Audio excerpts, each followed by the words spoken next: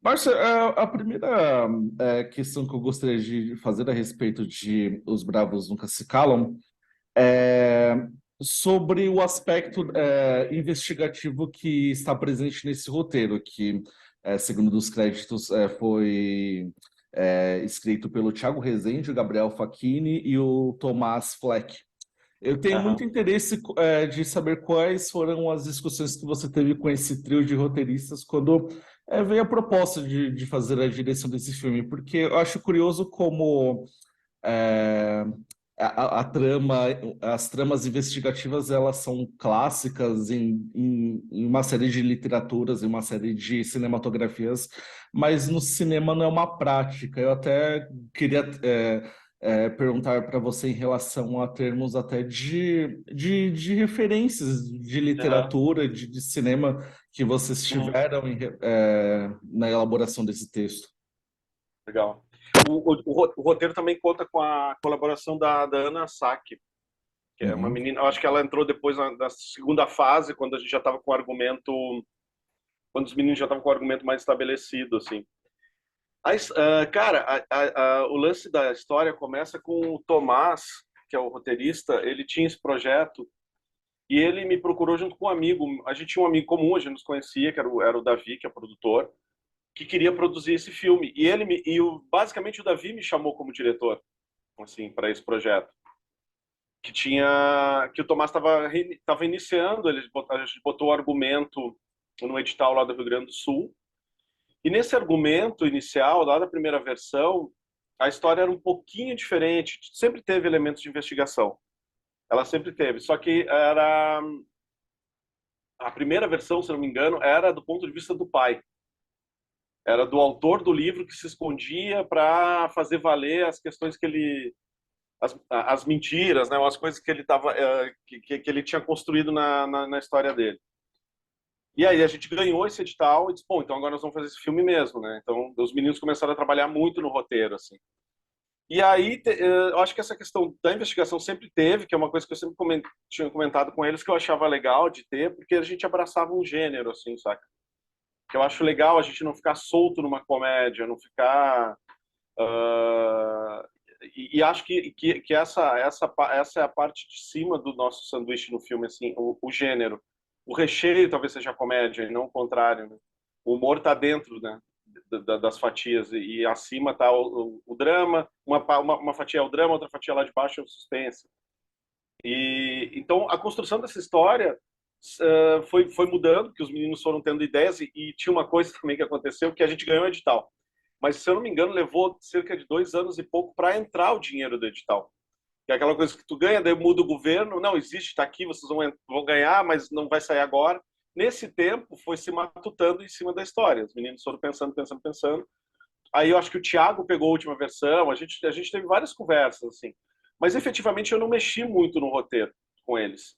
Ou seja, a gente sempre tinha conversas amplas e referências, né? E quando eu peguei a última versão do roteiro, que estava sempre muito claro para mim lá do início. Mas quando eu peguei a última, eu disse, cara, isso aqui. E teve uma outra pessoa que viu o filme agora, há pouco tempo, que fez um comentário também. Isso aqui me lembra muito uma coleção de livros de detetive que tinha na biblioteca do meu colégio, que era a coleção Vagalume.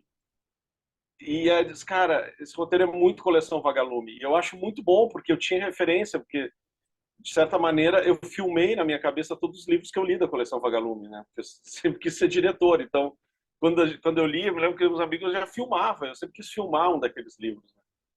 E aí, então, ficou muito consolidado para mim essa referência, assim, né? De ser uma aventura juvenil, apesar de ser adulto, ela é um pouco juvenil, ela tem ela telegrafa, acho, muito para a juventude, assim, para adolescentes, acho que se comunica bem, apesar dos personagens serem a idade acima, assim. E então a construção foi essa, assim, né, da história. Eu acho o roteiro muito legal, acho que os guris conseguiriam coisas muito legais ali, coisas que não tinham na primeira versão, que era mais reta. A irmã na primeira versão era muito legal, mas ela era um personagem secundário. E quando ganha o ponto de vista dela, mudou, né, inverteu, o irmão vira secundário. E entra um esquema de jogos que não tinha também. que foi muito legal, porque é uma coisa que o Thiago, que é um dos roteiristas, saca muito, ele gosta muito disso. Ele até está fazendo uma série sobre isso lá com a Casa de Cinema, e desse universo e tal. E eu acho muito legal, porque dá umas particularidades para quem assiste, de entrar em umas coisas que a gente não convive, apesar de ter identificação com o personagem. Eu acho que sempre é legal, assim, o cara, por que a gente gosta do James Bond, né, de coisas que a gente não é, mas ele tem ligação com a gente, mas, porra, ele é uma coisa que eu não sou, um agente secreto, esse cara é um jogador de videogame que eu não sou, né, a Manuela é uma jornalista que eu não sou, mas outros vão ser, enfim. Então, acho que teve uma construção inteligente ali de personagens, de tramas, assim. Que mais? Eu acho que não sei se eu tipo, respondi exatamente o que tu tinha perguntado. Ah, e as Não, referências. acho Não, que você falou bastante da série Vagalume, que de fato é, não me veio à cabeça enquanto assisti o filme, mas de fato remete bastante a essa ela série tem. literária. E a coisa de construção, né, assim, de outros filmes, né, de investigação, né? A gente tem muitos, assim, quando tu fala que não é uma coisa muito comum, tu diz muito comum no cinema brasileiro, eu acho, né? Exatamente. A gente não tem. A gente tem alguns filmes, sim. Eu acho até fiquei pensando, alguém falou isso também, um outro pessoal de um outro blog me perguntou. E eu disse, eu acho que a gente meio trata como paródia às vezes, né?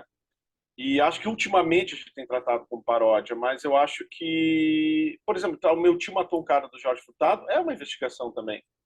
Só que eu acho que ele vai mais para o drama do que para a investigação. São escolhas, né? E eu acho que nesse caso a gente quis deixar bem o clima, assim, porque eu gosto, pessoalmente, eu acho legal e acho que dá para construir umas imagens mais significativas quando tu tem esse filtro, assim, né? Tudo é meio nebuloso, tudo é a nossa escolha de fotografia é um pouco nebulosa, assim, nada é tão claro. E acho legal a construção disso, assim. Eu sempre penso um pouco também como uma história em quadrinhos, só que podia virar uma história em quadrinhos legal. Então talvez funcione, né? Então Uhum. tem umas referências assim que vêm além do cinema, né?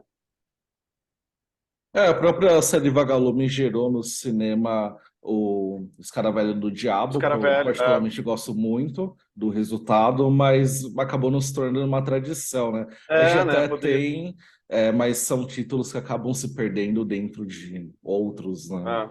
É, é. Eu tenho que rever o É, Oscar velho.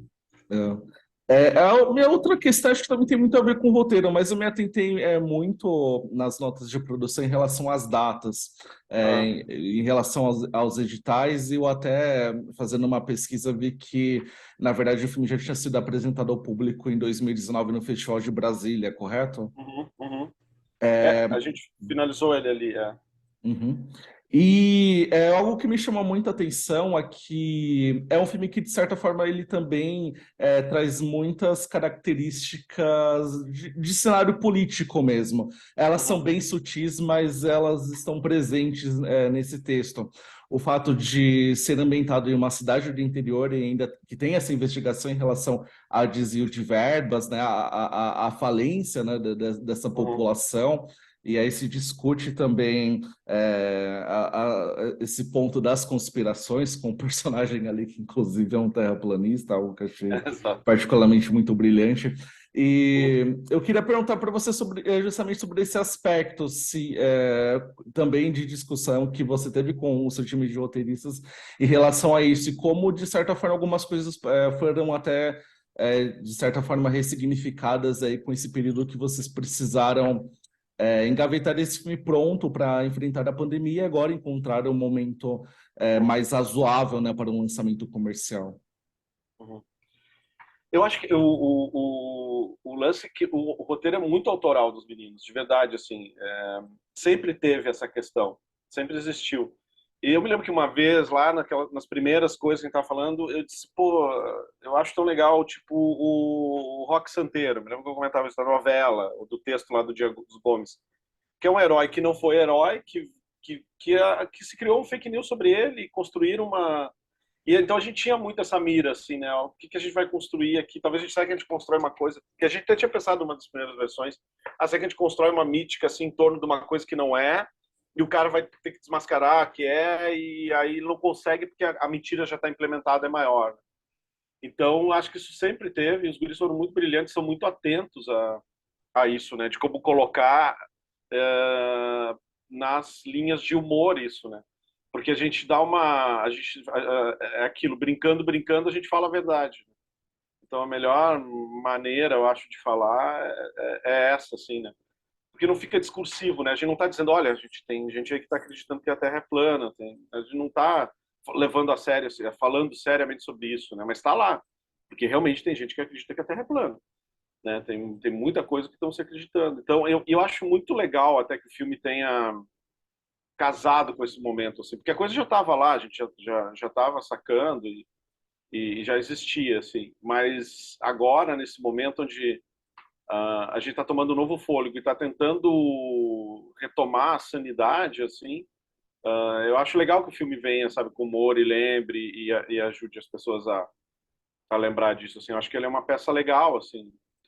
E como tu falou, o filme, a gente finalizou ele em 2019, eu acho que foi 2019, pro festival, porque ele foi selecionado lá na Mostra Brasil. Ele estava no finzinho já, e a gente conseguiu finalizar ele. Agora quando foi fazer a cópia para os cinemas, a gente deu uma mexidinha. Eu, na verdade, o Thiago, que é produtor também, roteirista, deu uma mexidinha, me mandou umas coisas que eram umas afinadas que a gente tinha que dar, assim, junto com o nosso finalizador, para melhorar. Mas é basicamente o mesmo filme, assim. E é isso, ele ficou realmente nesse tempo, porque a gente tinha a grana para a execução do filme, mas a gente não tinha grana para a distribuição do filme. Então, nesse tempo também a gente entrou no edital e teve esse tempo da pandemia que a gente ganhou o edital e ficou, de novo, com a grana lá segurada, parada, até vir e a gente poder lançar ele, né? Então, assim, é difícil, tem uns tempos, assim, né, para a gente poder fazer um trabalho e mostrar para as pessoas, né? Depende disso, né? Não adianta. Acho que hoje ainda está mais. Eu enxergo ele muito, desde que a gente estava fazendo, eu sempre enxerguei ele um filme muito para televisão, assim, de verdade, para poder ver em casa, não é? Eu acho que ele vai ser muito legal no cinema. Eu vi no cinema lá em Brasília, pois eu nunca mais vi, vou ver agora. Mas eu acho que ele realmente é um filme que funciona muito bem, se tu for pegar uma água na cozinha e voltar, sabe? Não é um problema, assim. Ele é pensado um pouco nesse para esse aspecto, assim, sabe? Ah, bacana você ter essa perspectiva. Eu quero fazer agora a próxima questão, referente à escalação do Eduardo Mendonça, que interpreta o Caio, e a Duda Meneghetti, que interpreta a Manuela. São dois atores que, inclusive, não estavam tão familiarizados assim, com os trabalhos. O Eduardo, eu vi, né, em A Nuvem Rosa, que Aham. foi exibido em 2020. Uhum. E eu gosto muito como são atores que, além de uma química imbatível como irmãos, eles também conseguem não somente fazer com que essa trama investigativa se sustente até o fim, mas é uma dupla que também traz bastante comicidade para essa história, uma comicidade que funciona, mas até também ternura em relação à trama familiar que existe por trás dessa história. Eu acho que também isso acaba refletindo muito no seu conceito em relação a camadas, né, que são Uhum. compostas dentro desse filme. Eu gostaria de saber como que foi o processo de escalação, se foi fácil encontrá-los aí como esses protagonistas, e, enfim. Foi, assim, relativamente foi, porque a gente sabia que a gente queria pessoal do Sul, né? A gente está fazendo, a gente ganhou o edital de lá. A gente tem bons atores lá, ótimos atores, assim.